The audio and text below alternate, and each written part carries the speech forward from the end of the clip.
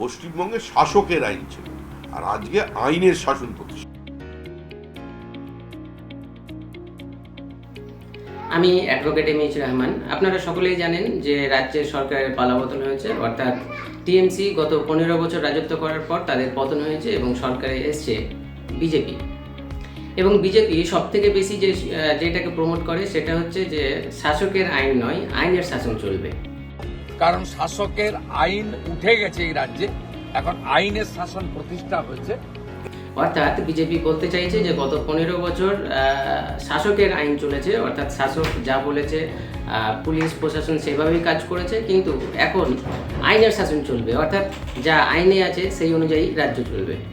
পশ্চিমবঙ্গে শাসকের আইন ছিল, আর আজকে আইনের শাসন প্রতিষ্ঠা হয়েছে। তবে সত্যি যদি আইনের শাসন হয়ে থাকে তাহলে তো খুবই ভালো, রাজ্যবাসীর জন্য অত্যন্ত খুশির খবর।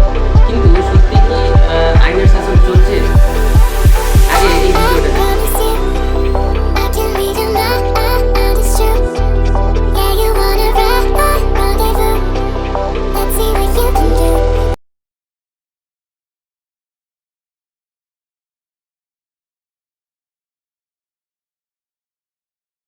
এই ভিডিওটা দেখলেন, এখানে পুলিশের সামনে ডিম থেরাপি এবং পুলিশ কোমরে দড়ি বেঁধে কীরকমভাবে রাস্তায় রাস্তায় আসামিদেরকে ঘোরানো হচ্ছে।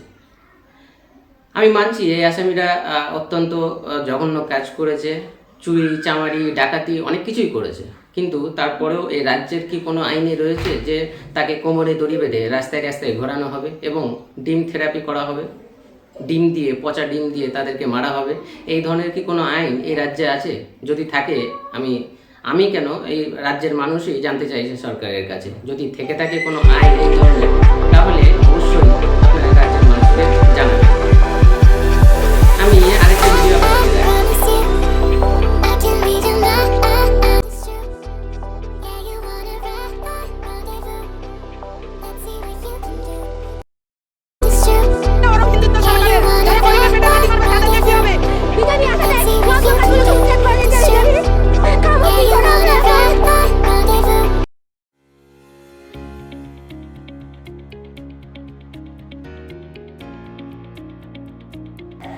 এইখানে কীরকমভাবে কোনো রকমের নোটিশ ছাড়া তাদের বাড়ি ঘর দোকান সমস্ত কিছু কিন্তু বুলডোজার দিয়ে ভেঙে ফেলা হচ্ছে।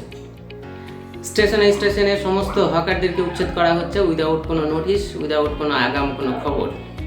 এই ধরনেরও কি কোনো আইন রাজ্যে আছে? এটা রাজ্যের মানুষ কিন্তু জানতে চাইছে।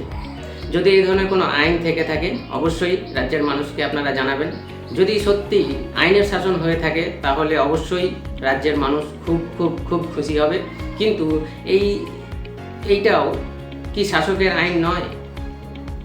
গত 15 বছর মানুষ যা দেখেছে, আগামী 5 বছর হয়তো রাজ্যের মানুষ সেটাই দেখবে। কারণ যে পরিবর্তনের আশায় মানুষ সরকারের পরিবর্তন করলো, সেই পরিবর্তন কিন্তু মানুষ এখন দেখতে পাচ্ছে না। যা প্রিভিয়াস সরকার অর্থাৎ গত সরকার যা করেছে, এখনকার সরকারও কিন্তু ঠিক সেই একই পথেই হাঁটছে। এটা কিন্তু রাজ্যের মানুষ আশা করেনি। রাজ্যের মানুষ চেয়েছিল একটা ভালো পরিবর্তন, যার কারণে সরকারকে পরিবর্তন করা হয়েছিল বা পরিবর্তন করা হয়েছে। আমরা আশা করব সত্যি বিজেপি যে জিনিসটাকে প্রমোট করছে যে শাসকের আইন নয়, আইনের শাসন চলবে রাজ্যে, আমরা আশা করব যাতে সেই আইনের শাসনই চলে, তাহলে সমস্ত মানুষ তাদের ন্যায় বিচার পাবে এবং সমস্ত মানুষ সুখে শান্তিতে এই রাজ্যে থাকতে পারবে। চলুন দেখা হচ্ছে অন্য কোনো ভিডিওতে কিংবা অন্য কোনো পডকাস্টে। ততক্ষণ পর্যন্ত ধন্যবাদ।